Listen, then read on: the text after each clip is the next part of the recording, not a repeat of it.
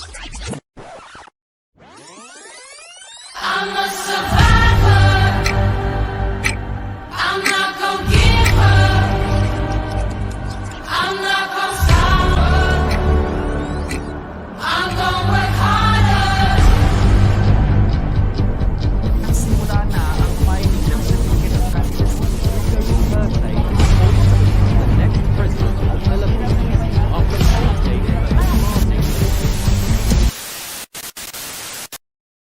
Sa kabila ng pagiging demokrasya ng bansa, nagawa nga ba nating maging malaya? Lumipas na ang napakaraming mga kabanata, ngunit bakit sa kasalukuyan mga mata natin ay patuloy na nagbubulag-bulagan? Bulag na nga ba talaga ang mga matang dating walang sinlinaw o mas hinahayaan na lang nating mga ibabawang batingaw na siyang nagsisilbing patunay na mas pinili nating hindi makalipad ng mataas ng malaya sa kamay ng mga namamahala na halata namang walang bahid ng pagmamahal sa bayan. Sabi nga ng iba, bakit sa kanila isisisi ang mga nagaganap gayon tayo pumili sa kanila upang babuyin ang bayan na dating walang singganda. Sana'y mawagdi na ang mga papel na nakatakip sa ating mga mata at manaig ang pagmamahal sa bayan. Mga anak, sana may natutunan kayo tungkol sa video na pinanood ko sa inyo kanina ha. Again, ang preamble na nasa loob ng Constitution ay hindi batas, okay? Ang preamble is just an introduction to the highest law of the land. Ang preamble hindi siya nagde-define ng government powers or ng individual rights. It's just an introduction.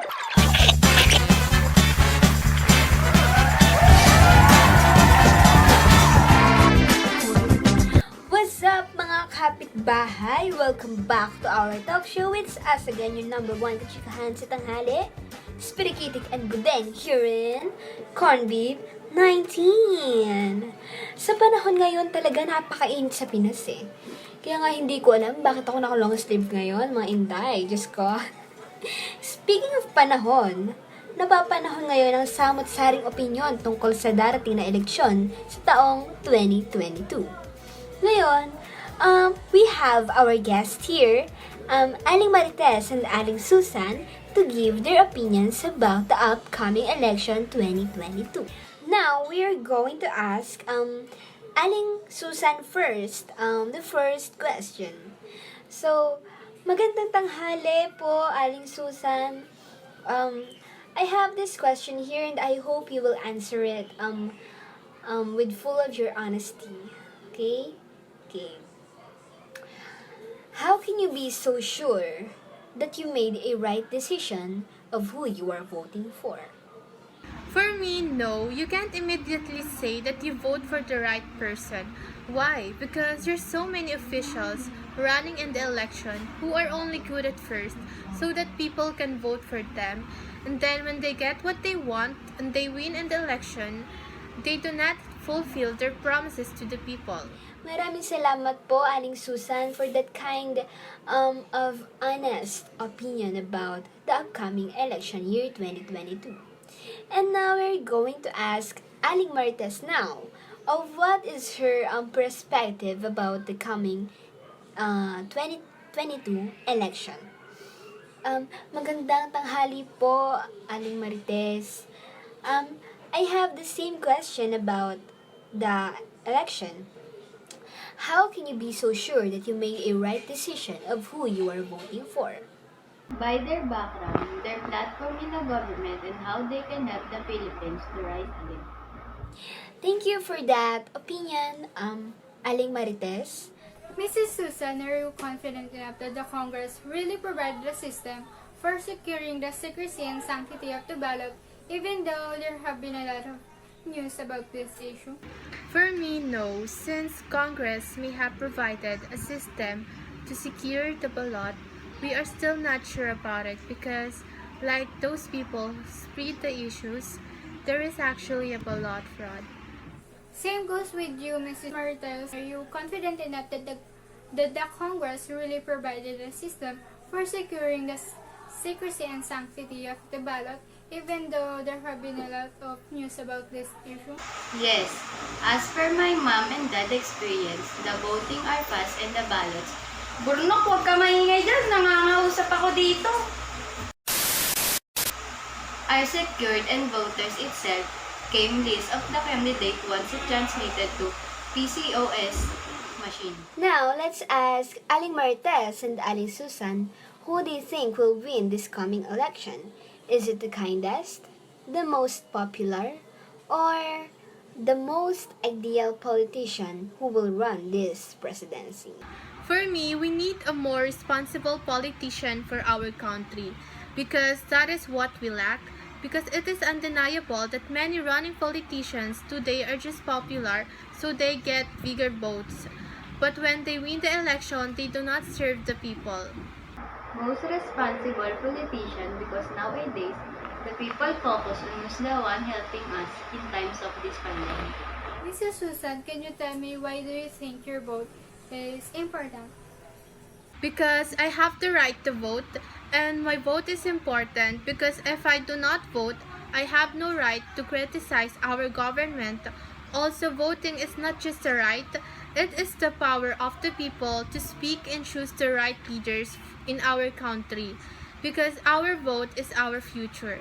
Thank you, Mrs. Susan. How about you, Mrs. Martes? Why do you think your vote is important? Because it will also benefit me and my family and my society. Do you agree that the minimum of age is 18 years old when it comes to voting? No, because for me, 16 years of age should be the minimum age for an individual to vote so that people can vote early and they will not have to wait until they turn 18. Thank you, Aling Susan, for that answer. Now, let's ask Aling Marites the same question. Aling Marites, do you agree that the minimum of age is 18 years old when it comes to voting? Yes, because that is enough to make a decision when it comes to choosing who the right people are within the government. And I believe that those under the age of 18 are not very good when it comes to decision making. Maraming salamat, Mrs. Susan and Mrs. Martes, sa papaunlak sa aming pakikipagpanayam sa inyo sa araw na ito. We are now welcoming our new guest, Mr. Nabongo. Mr. Nabongo is one of the politicians who will run for presidency this year, 2022. Mr. Nabongo, magandang tanghali po sa inyo. Salamat po sa inyong pagdalo. I will ask you a few questions. The first question is, are you confident enough to fulfill or to maintain all your promises to the Filipino people? I think as a true-blooded Filipino, there's this big possibility for me to maintain and fulfill all my plans and promises to the Filipino people. My purpose of doing this is to serve my country and my countrymen. I know I have the ability and capability to be the steward of change. I will try my very best to do and fulfill my duties and responsibilities, and it is just a matter of commitment and dedication. Each one of us is capable of doing it. Let us keep our words because our actions will define our true selves, and it won't be easy because conflicts and problems that we may encounter along the way. Mr. Nabongo, what encourages you to run for presidency this upcoming election? Each one of us has her own reason why do we run on this position, right? It is the highest position in the government because of its complexity and rank. Someone must be dedicated, committed, and honest if she wants to hold this position. I think for me, my main reason for running is simply to serve my country and my people. It sounds rich, but that is what my heart says. And it may be simple to you, but with all honesty, it is the most sincere answer a person can give. I want to give and render my service to my beloved Philippines. Mr. Nabongo, what encourages you to run for presidency this upcoming election? People have been very vocal to me that I should run in this position. For so many times, I have tried to convince myself, why not give it a try? Now that I'm physically, emotionally, and psychologically ready, I will let myself try something I know I will succeed. Yeah. In the past, These people know I am capable of winning this position, but I also think that it is the right time to give back. My country needs someone who has the heart of a true leader, and I believe I possess that characteristic. Yeah. Mr. Nabongo, where do you plan to start if you will have the chance to win the position of the president? The thing that I will focus is to eradicate poverty. It is the main reason why people suffer. It is the root of all these crimes in the society. I will identify the main causes why poverty prospers. Then, I will create a committee that has the power and ability to create possible solutions to address the needs of every Filipino. People have suffered the consequence of being in the marginalized level.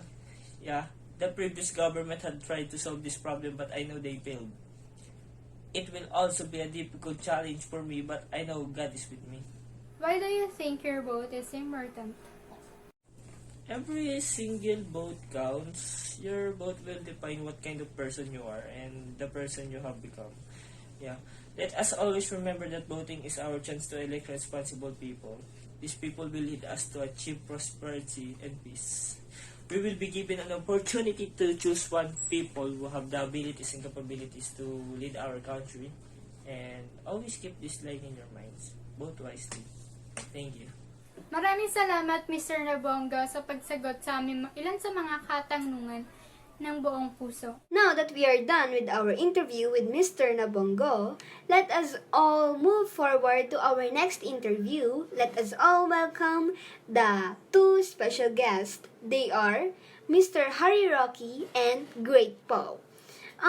We have a few questions that we need to ask about the Constitution and what are the things that we should be knowledgeable about. Let's start with Mr. Hirah first. Mr. Hirah, magandang tanghali po sa inyo. May I ask what are the things or informations under the Article number 5 in 1987 Constitution that Filipinos should be knowledgeable about? Every Filipino should know that they may exercise suffrage or right to vote if they meet the simple requirement of 18 years old and at least resided 1 year at the Philippines, and the place where they propose vote at least 6 months immediately preceding the election. Illiterates, disabled, and overseas Filipino workers could not practice suffrage. There are some misconceptions about this.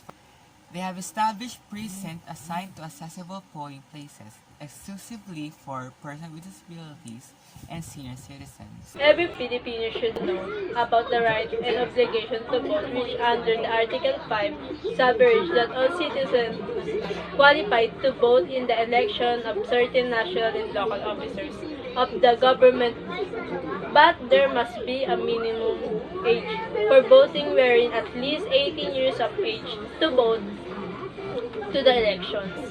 And also the important thing is, as we are citizens of the Philippines or resident in the Philippines for at least 1 year and 6 months before the election, we are able to fulfill our right to vote. Mr. Hirah, what can you say to all of the Filipino people that are watching us now that can make an impact to their perception about voting being a really important obligation to fulfill for being a citizen of our nation? As a Filipino, we should all encourage every Filipino that we must exercise our right to vote. This will not affect only the incoming term, but the next generation will also benefit from it. If we all vote to the right official, we must also evaluate all the candidates since they represent and help every Filipino. Maraming salamat, Mr. Hirah at Ms. Great po, sa pagpapaunlak ninyo sa aming imbitasyon dito sa episode namin ngayon. Tsak na marami natutunan ng aming mga kapitbahay at maging kami sa mga impormasyong na ibinahagi ninyo sa amin ngayon. Lalong-lalo na napaparating na naman ng eleksyon sa susunod na taon. Kaya naman mga kapitbahay, huwag nating kalimutan bumoto ng may puso, bumoto ng may isip, bumoto ng tapat. Dahil sa ating mga boto, nakasalalay ang kinabukasan ng bansa. Muli mga kapitbahay, kami si Budayan Sprikitik na nagsasabi. Juliet Revilla, Revilla, can you please recite the preamble of the 1987 Constitution? Revilla, are you there? We, the Sovereign Filipino people, Imploring the aid of Almighty God. order to build a just and establish a government to shall embody Our ideals and aspirations. promote the common good, conserve and develop the blessings of independence and democracy, Under the rule of law. regime of truth, Justice, freedom, love, equality, and peace. do ordain And promulgate this Constitution.